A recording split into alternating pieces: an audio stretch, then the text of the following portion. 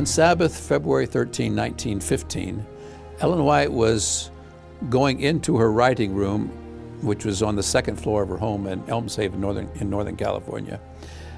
And whether she turned or tripped, we don't know, but she fell. And she cried out in pain.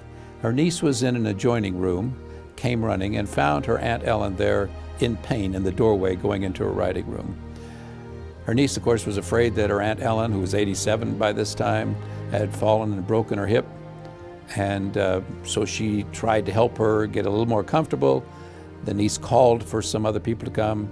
They took Ellen White to the nearby St. Helena Sanitarium, x-rayed the hip, and in fact, it was broken. In those days, they didn't pin hips. And if you were elderly and you fell and broke a hip, it was almost like a death sentence. Pneumonia would eventually set in because you couldn't exercise. And so everyone knew that Ellen White's days, unless God worked a miracle, Ellen White's days were not going to be too many more. You can imagine when the word got around among Seventh-day Adventists that Ellen White had fallen and broken her hip, there was a great deal of concern. There had never been a time before when there was not a living connection between heaven and earth in this church.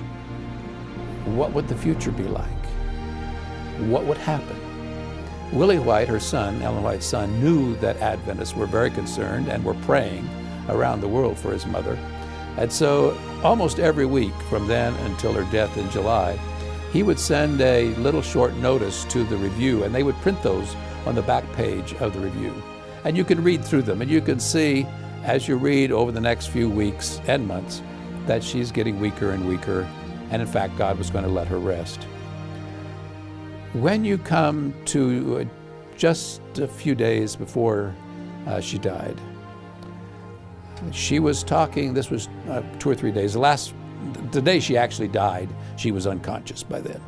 But 2 or 3 days before, her son, someone else was there in the room, and she said the last words that she spoke, which were, "I know in whom I have believed."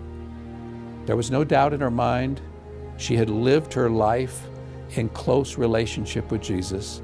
She knew her salvation in Him was secure, and there was no fear about dying.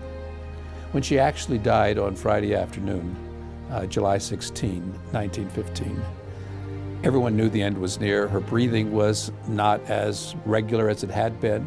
Word was sent out to various members of the family and workers that worked there on the place for Ellen White, that if you want to see her before she dies, why, you better come now. And so they gathered in her writing room upstairs, which is where she had been since her accident. They'd put a hospital bed in there, and that's where she was. And they gathered around her. As I said, she was unconscious by then. Talking to someone that was there that day, they said that when the end came, she would inhale and then exhale and then inhale, but it was getting less and less frequent. Ellen White's second oldest granddaughter, who was a very warm and loving person, sat there next to her grandmother's bed, holding her grandmother's hand. Somewhere, Mabel, that was the granddaughter's name, Mabel had heard that occasionally a person just before they die, though they have been unconscious, may come to life, or come to consciousness again. And if her grandmother became conscious, she wanted to make certain her grandmother knew someone was holding her hand. But the person that was there that told me said that when the end finally came, there was no struggle. It was just like a candle burning itself out, and finally the last poof, the last little bit of smoke from the candle. For 70 years, Ellen White had been the Lord's messenger. For 70 years, she had brought messages of hope and instruction and encouragement to this church.